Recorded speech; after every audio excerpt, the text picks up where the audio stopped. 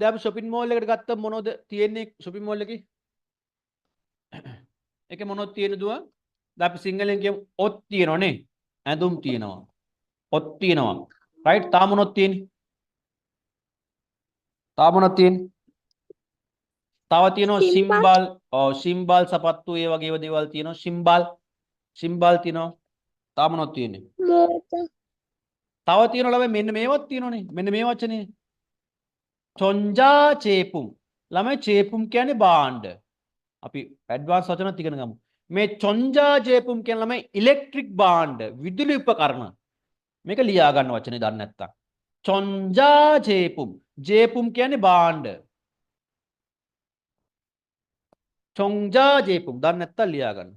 විදුලි භාණ්ඩ.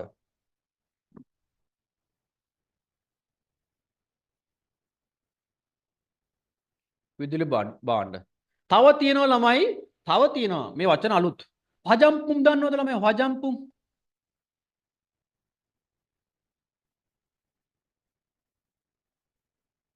හජම්පුම්.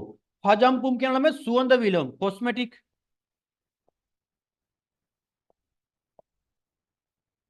සුවඳ විලවුන්.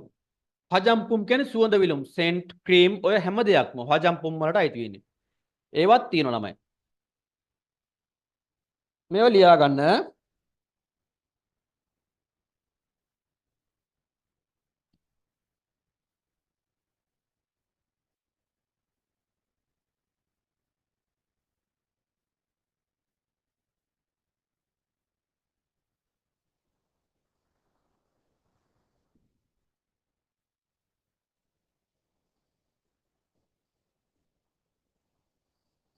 රයිට් ඔය ලියා ගන්න.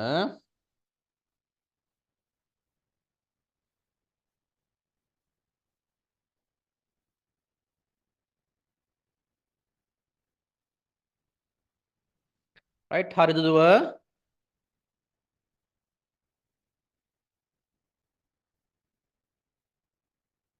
හරිද? ලියාගත්ත නේද? හරි සර්. ඊට පස්සේ ලියා ගන්න මෙහෙම. සිං සම්පුම් කියලා ලියා ගන්නවා. සිං සම්පුම් මම මේ කියලා දෙන්නම්. සිං සංපුම්.